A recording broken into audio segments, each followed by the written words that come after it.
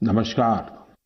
मन की बात के इस 98वें एपिसोड में आप सभी के साथ जुड़कर मुझे बहुत खुशी हो रही है।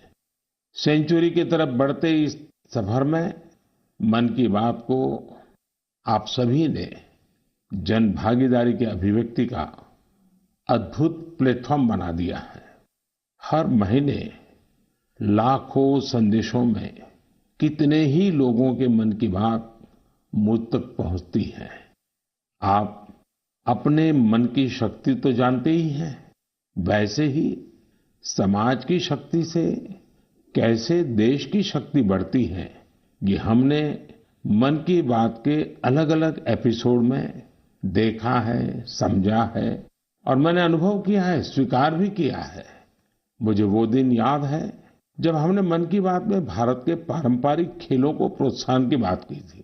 तुरंत उस समय देश में एक लहर सी उठ गई भारतीय खेलों के जुड़ने की, इनमें रमने की, इन्हें सीखने की। मन की बात में जब भारतीय खिलौनों की बात हुई तो देश के लोगों ने इसे भी हाथों हाथ बढ़ावा दे दिया। अब तो भारतीय खिलौनों का इतना क्रेज हो गया है कि विदेशों में भी इनकी डिमांड बहुत बढ़ रही है। जब मन की बात में हमने स्टोरी टेलिंग की भारतीय विधाओं पर बात की तो इनकी प्रसिद्धि भी दूर दूर तक पहुंच गई। साथियों, मुझे उम्मीद है आपको ये पसंद आई होगी। प्रतियोगिता में आई इस तरह की एंट्रीज की लिस्ट बहुत लंबी है।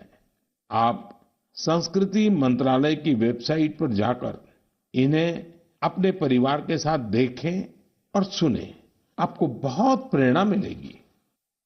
मेरे प्यारे देशवासियों, बात बनारस की हो, शहनाई की हो, उस्ताद बिस्मिल्लाह खान जी की हो, तो स्वाभाविक है कि मेरा ध्यान उस तरफ जाएगा ही।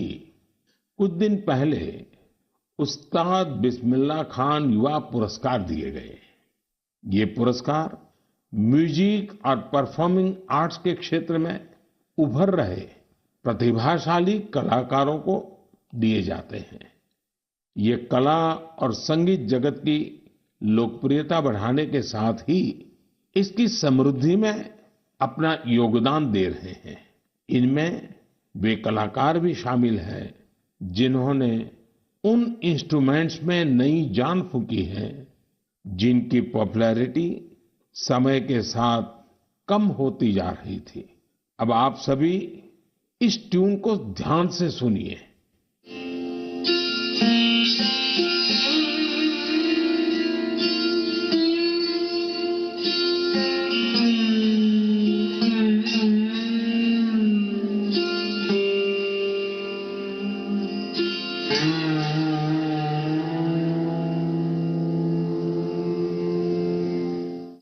क्या आप जानते हैं ये कौन सा इंस्ट्रूमेंट है? संभव है आपको पता न भी हो। इस वाद्य यंत्र का नाम सुरसिंगार है और इस धुन को तैयार किया है जॉयदीप मुखर्जी ने। जॉयदीप जी उस्ताद बिस्मिल्लाह खान पुरस्कार से सम्मानित युवाओं में शामिल है। इस इंस्ट्रूमेंट की धुनों को सुनना पिछले 50 और 60 के दशक से ही दुर्लभ हो चुका था, लेकिन जॉयदीप सुरसिंगार को फिर से पॉपुलर बनाने में जी जान से जुटे हैं। उसी प्रकार बहन उप्पलपू नागमणि जी का प्रयास भी बहुत ही प्रेरक है, जिन्हें मैंडोलिन में कार्नाटिक इंस्ट्रूमेंटल के लिए यह पुरस्कार दिया गया है। वहीं संग्राम सिंह सुहास भंडारे जी को वारकरी कीर्तन के लिए यह पुरस्कार मिला है। इस लिस्ट में सिर्फ संगीत से जुड़े कलाकार ही नहीं है। वी दुर्गा देवी जी ने नृत्य की एक प्राचीन शैली करकट्टम के लिए यह पुरस्कार जीता है। इस पुरस्कार के एक और विजेता राजकुमार नायक जी ने तेलंगाना के 31 जिलों में 101 दिन तक चलने वाली पेरिनी ओडिसी का आयोजन किया था। आज लोग इन्हें पेरिनी राजकुमार के नाम से जानने लगे हैं। पेरिनी नाट्यम भगवान शिव को समर्पित एक नृत्य है जो काकतीय डायनेस्टी के दौर में काफी लोकप्रिय था। इस डायनेस्टी की जड़ें आज के तेलंगाना से जुड़ी हैं। एक अन्य पुरस्कार विजेता साइखौम सुरचंद्रा सिंह जी है। ये मैतेई पुंग इंस्ट्रूमेंट बनाने में अपनी महारत के लिए जाने जाते हैं। इस इंस्ट्रूमेंट का मणिपुर से नाता है। पूरन सिंह एक दिव्यांग कलाकार है जो राजुला, मलुशाही, नेओली, हुड़का बोल, जागर जैसे विभिन्न म्यूजिक फॉर्म्स को लोकप्रिय बना रहे हैं। इन्होंने इनसे जुड़ी कई ऑडियो रिकॉर्डिंग्स भी तैयार की है। उत्तराखंड के फोक म्यूजिक में अपनी प्रतिभा का प्रदर्शन कर पूरन सिंह जी ने कई पुरस्कार भी जीते हैं। समय की सीमा के चलते मैं यहाँ सभी अवार्डीज की बातें भले न कर पाऊं, लेकिन मुझे विश्वास है कि आप उनके बारे में जरूर पढ़ेंगे। मुझे उम्मीद है कि ये सभी कलाकार परफॉर्मिंग आर्ट्स को और पॉपुलर बनाने के लिए ग्रास रूट्स पर सभी को प्रेरित करते रहेंगे। मेरे प्यारे देशवासियों, तेजी से आगे बढ़ते हमारे देश में डिजिटल इंडिया की ताकत कोने कोने में दिख रही है। डिजिटल इंडिया की शक्ति को घर घर पहुंचाने में अलग अलग ऐप्स की बड़ी भूमिका होती है। ऐसा ही एक ऐप है ई संजीवनी। इस ऐप से टेली कंसल्टेशन यानी दूर बैठे वीडियो कॉन्फ्रेंस के माध्यम से डॉक्टर से अपनी बीमारी के बारे में सलाह कर सकते हैं। इस ऐप का उपयोग करके अब तक टेली कंसल्टेशंस करने वालों की संख्या 10 करोड़ के आंकड़े को पार कर गई है। आप कल्पना कर सकते हैं, वीडियो कॉन्फ्रेंस के माध्यम से 10 करोड़ कंसल्टेशंस, मरीज और डॉक्टर के साथ अद्भुत नाता। ये बहुत बड़ी अचीवमेंट है। इस उपलब्धि के लिए मैं सभी डॉक्टरों और इस सुविधा का लाभ उठाने वाले मरीजों को बहुत बहुत बधाई देता हूं। भारत के लोगों ने तकनीक को कैसे अपने जीवन का हिस्सा बनाया है, ये इसका जीता जागता उदाहरण है। हमने देखा है कि कोरोना के काल में ई संजीवनी ऐप, इसके जरिए टेली कंसल्टेशन लोगों के लिए एक बड़ा वरदान साबित हुआ है। मेरा भी मन हुआ कि क्यों ना इसके बारे में मन की बात में हम एक डॉक्टर और एक मरीज से बात करें, संवाद करें और आप तक बात को पहुंचाएं। हमें जानने की कोशिश करें कि टेली कंसल्टेशन लोगों के लिए आखिर कितना प्रभावी रहा है। हमारे साथ सिक्किम से डॉक्टर मदन मणि जी हैं। डॉक्टर मदन मणि जी रहने वाले सिक्किम के ही हैं, लेकिन उन्होंने एमबीबीएस धनबाद से किया और फिर बनारस हिंदू यूनिवर्सिटी से एमडी किया। वो ग्रामीण इलाकों के सैकड़ों लोगों को टेली कंसल्टेशन दे चुके हैं। नमस्कार, नमस्कार मदन मणि जी। जी नमस्कार सर। मैं नरेंद्र मोदी बोल रहा हूँ। जी जी सर। आप तो बनारस में पढ़े हैं? जी मैं बनारस में पढ़ा हूँ सर। अपना मेडिकल एजुकेशन वहीं हुआ? जी जी। तो जब आप बनारस में थे तब का बनारस और आज बदला हुआ बनारस कभी देखने गए कि नहीं गए? जी प्रधानमंत्री जी, मैं जा नहीं पाया हूँ जब से मैं वापस सिक्किम आया हूँ, लेकिन मैंने सुना है कि काफी बदल गया है। तो कितने साल हो गए आपको बनारस छोड़े? बनारस 2006 से छोड़ा हुआ हूँ सर। ओह, फिर तो आपको जरूर जाना चाहिए। जी जी। अच्छा, मैंने फोन तो इसलिए किया कि आप सिक्किम के अंदर दूर सुदूर पहाड़ों में रह करके वहाँ के लोगों को टेली कंसल्टेशन का बहुत बड़ी सेवाएं दे रहे हैं। जी। मैं मन की बात के श्रोताओं को आपका अनुभव सुनाना चाहता हूँ। जी। जरा मुझे बताइए कैसा अनुभव रहा है? अनुभव बहुत बढ़िया रहा प्रधानमंत्री जी। क्या है कि सिक्किम में बहुत नजदीक का जो पीएचसी है, वहाँ जाने के लिए भी लोगों को गाड़ी में चढ़ के कम से कम 100-200 रुपया लेके जाना पड़ता है। और डॉक्टर मिले नहीं मिले ये भी एक प्रॉब्लम है। तो टेली कंसल्टेशन के माध्यम से लोग हम लोग से सीधे जुड़ जाते हैं, दूर दराज के लोग।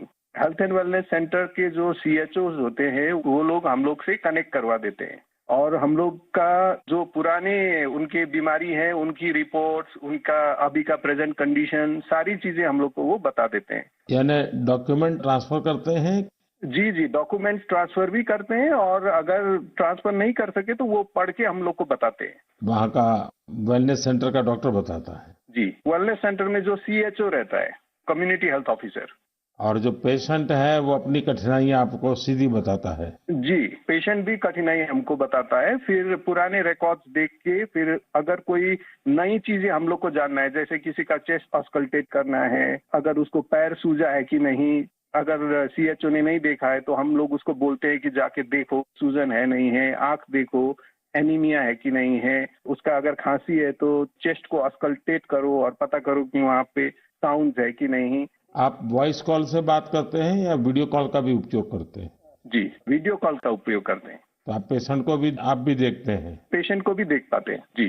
पेशेंट को क्या फीलिंग आता है? पेशेंट को अच्छा लगता है क्योंकि डॉक्टर को नजदीक से वो देख पाता है। उसको कंफ्यूजन रहता है कि उसका दवा घटाना है, बढ़ाना है, क्योंकि सिक्किम में ज्यादातर जो पेशेंट होते हैं वो डायबिटीज, हाइपरटेंशन के आते हैं और एक डायबिटीज और हाइपरटेंशन के दवा को चेंज करने के लिए उसको डॉक्टर मिलने के लिए कितना दूर जाना पड़ता है, लेकिन टेली कंसल्टेशन के थ्रू वहीं मिल जाता है और दवा भी हेल्थ एंड वेलनेस सेंटर में फ्री ड्रग्स इनिशिएटिव के थ्रू मिल जाता है, तो वहीं से दवा भी लेके जाता है वो। अच्छा मदन मणि जी, आप तो जानते ही हैं कि पेशेंट का एक स्वभाव रहता है कि जब तक वो डॉक्टर आता नहीं है, डॉक्टर देखता नहीं है, उसको संतोष नहीं होता है और डॉक्टर को भी लगता है जरा मरीज को देखना पड़ेगा। अब आज सारा ये टेलीकॉम कंसल्टेशन होता है, तो डॉक्टर को क्या फील होता है, पेशेंट को क्या फील होता है? जी, वो हम लोग को भी लगता है कि अगर पेशेंट को लगता है कि डॉक्टर को देखना चाहिए तो हम लोग को जो जो चीजें देखना है वो हम लोग CHO को बोल के वीडियो में ही हम लोग देखने के लिए बोलते हैं और कभी कभी तो पेशेंट को वीडियो में ही नजदीक में आके उसकी जो परेशानियां हैं, अगर किसी को चर्म का प्रॉब्लम है, स्किन का प्रॉब्लम है, तो वो हम लोग को वीडियो से ही दिखा देते हैं, तो संतुष्टि रहता है उन लोगों को। और बाद में उसका उपचार करने के बाद उसको संतोष मिलता है? क्या अनुभव आता है, पेशेंट ठीक हो रहे हैं? जी, बहुत संतोष मिलता है, हमको भी संतोष मिलता है सर, क्योंकि मैं अभी स्वास्थ्य विभाग में हूँ और साथ साथ में टेली कंसल्टेशन भी करता हूँ, तो फाइल के साथ साथ पेशेंट को भी देखना मेरे लिए बहुत अच्छा सुखद अनुभव रहता है। एवरेज कितने पेशेंट आपको टेली कंसल्टेशन के आते होंगे?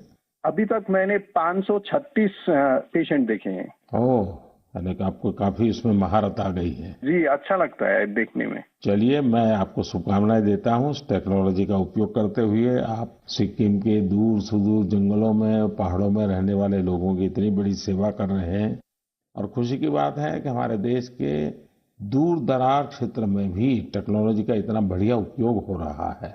चलिए, मेरी तरफ से आपको बहुत बहुत बधाई। Thank you. साथियों, डॉक्टर मदन मणि जी की बातों से साफ है कि ई संजीवनी ऐप किस तरह उनकी मदद कर रहा है। डॉक्टर मदन जी के बाद अब हम एक और मदन जी से जुड़ते हैं। ये उत्तर प्रदेश के चंदौली जिले के रहने वाले मदन मोहनलाल जी हैं। अब ये भी संयोग है कि चंदौली भी बनारस से सटा हुआ है। आइए मदन मोहन जी से जानते हैं कि ई संजीवनी को लेकर एक मरीज के रूप में उनका अनुभव क्या रहा है। मदन मोहन जी प्रणाम। नमस्कार। नमस्कार साहब। नमस्कार। अच्छा, मुझे बताया गया है कि आप डायबिटीज के मरीज हैं जी। और आप टेक्नोलॉजी का उपयोग करके टेली कंसल्टेशन कर करके अपनी बीमारी के संबंध में मदद लेते हैं। जी। एक पेशेंट के नाते, एक दर्दी के रूप में मैं आपके अनुभव सुनना चाहता हूं ताकि मैं देशवासियों तक इस बात को पहुंचाना चाहूं कि आज की टेक्नोलॉजी से हमारे गांव में रहने वाले लोग भी किस प्रकार से इसका उपयोग कर सकते हैं। जरा बताइए कैसे करते हैं।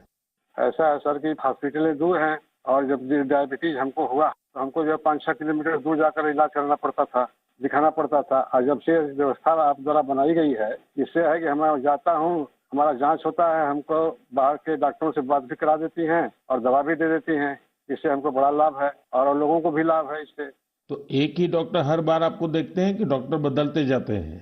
जैसे उनको नहीं समझ जिस डॉक्टर को दिखा देती हैं, वही बात करके दूसरे डॉक्टर से हमसे बात कराती हैं। और डॉक्टर आपको जो गाइडेंस देते हैं वो आपको पूरा फायदा होता है उससे?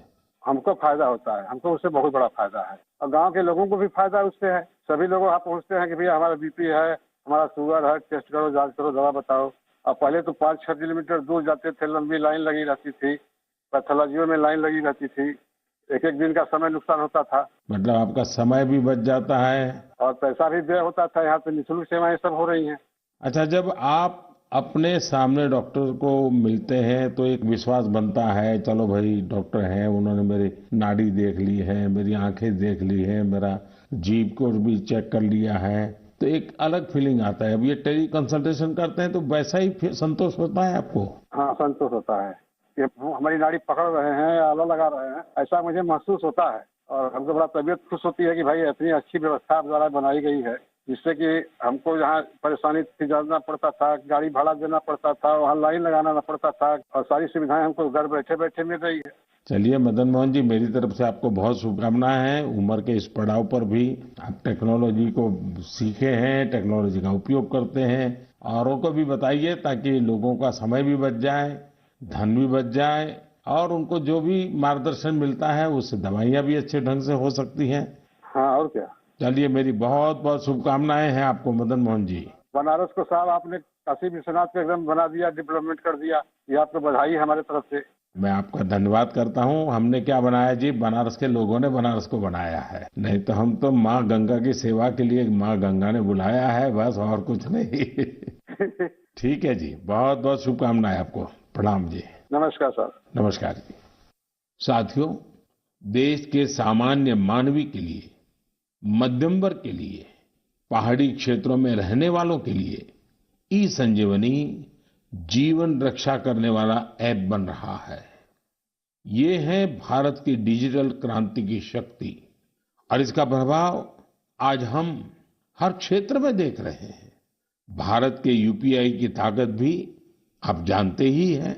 दुनिया के कितने ही देश इसकी तरफ आकर्षित हैं। कुछ दिन पहले ही भारत और सिंगापुर के बीच यूपीआई पे नाउ लिंक लॉन्च किया गया। अब सिंगापुर और भारत के लोग अपने मोबाइल फोन से उसी तरह पैसे ट्रांसफर कर रहे हैं जैसे वे अपने अपने देश के अंदर करते हैं। मुझे खुशी है कि लोगों ने इसका लाभ उठाना शुरू कर दिया है। भारत का ई संजीवनी ऐप हो या फिर यूपीआई, ये ईज ऑफ लिविंग को बढ़ाने में बहुत मददगार साबित हुए हैं। मेरे प्यारे देशवासियों, जब किसी देश में विलुप्त हो रहे किसी पक्षी की प्रजाति को, किसी जीव जंतु को बचा लिया जाता है तो उसकी पूरी दुनिया में चर्चा होती है।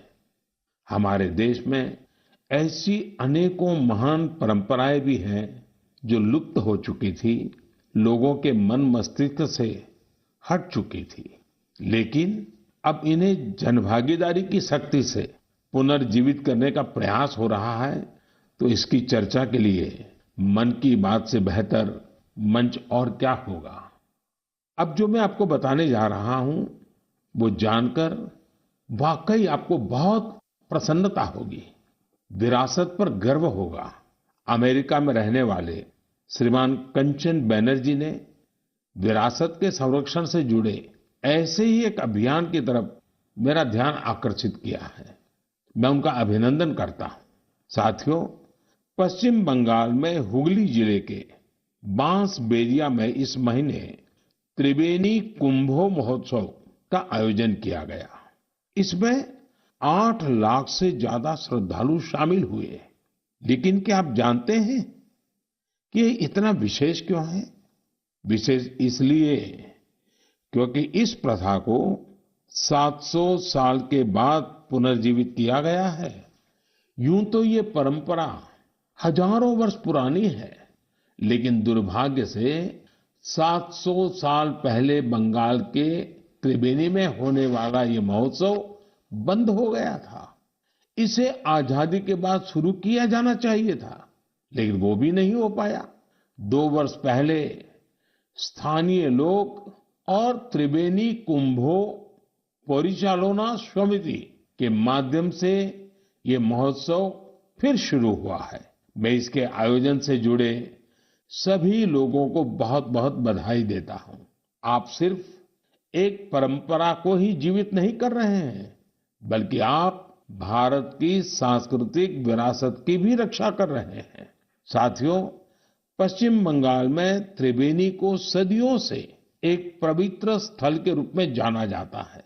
इसका उल्लेख विभिन्न मंगल काव्य, वैष्णव साहित्य, शाक्त साहित्य और अन्य बंगाली साहित्यिक कृतियों में भी मिलता है। विभिन्न ऐतिहासिक दस्तावेजों से यह पता चलता है कि कभी यह क्षेत्र संस्कृत शिक्षा और भारतीय संस्कृति का केंद्र था। कई संत इसे माघ संक्रांति में कुंभ स्नान के लिए पवित्र स्थान मानते हैं। त्रिवेणी में आपको कई गंगा घाट, शिव मंदिर और टेराकोटा वास्तुकला से सजी प्राचीन इमारतें देखने को मिल जाएगी। त्रिवेणी की विरासत को पुनर्स्थापित करने और कुंभ परंपरा के गौरव को पुनर्जीवित करने के लिए यहाँ पिछले साल कुंभ मेले का आयोजन किया गया था। 7 सदियों बाद 3 दिन के कुंभ महास्नान और मेले ने इस क्षेत्र में एक नई ऊर्जा का संचार किया है। 3 दिनों तक हर रोज होने वाली गंगा आरती, रुद्राभिषेक और यज्ञ में बड़ी संख्या में लोग शामिल हुए। इस बार हुए महोत्सव में विभिन्न आश्रम, मठ और अखाड़े भी शामिल थे। बंगाली परंपराओं से जुड़ी विभिन्न विधाएं जैसे कीर्तन, बाउल, गोड़ियों नृत्य, श्रीखोल, पोटेर गान, छऊ नाच शाम के कार्यक्रमों में आकर्षण का केंद्र बने थे। हमारे युवाओं को देश के सुनहरे अतीत से जोड़ने का एक बहुत ही सराहनीय प्रयास है। भारत में ऐसी कई और प्रैक्टिसेस हैं जिन्हें रिवाइव करने की जरूरत है। मुझे आशा है कि इनके बारे में होने वाली चर्चा लोगों को इस दिशा में जरूर प्रेरित करेगी। मेरे प्यारे देशवासियों, स्वच्छ भारत अभियान ने हमारे देश में जन भागीदारी के मायने ही बदल दिए हैं। देश में कहीं पर भी कुछ स्वच्छता से जुड़ा हुआ होता है तो लोग इसकी जानकारी मुझ तक जरूर पहुंचाते हैं। ऐसे ही मेरा ध्यान गया है हरियाणा के युवाओं के एक स्वच्छता अभियान पर। हरियाणा में एक गांव है दुल्हेड़ी। यहाँ के युवाओं ने तय किया हमें भिवानी शहर को स्वच्छता के मामले में एक मिसाल बनाना है। उन्होंने युवा स्वच्छता एवं जन सेवा समिति नाम से एक संगठन बनाया। इस समिति से जुड़े युवा सुबह 4 बजे भिवानी पहुंच जाते हैं। शहर के अलग अलग स्थलों पर ये मिलकर सफाई अभियान चलाते हैं।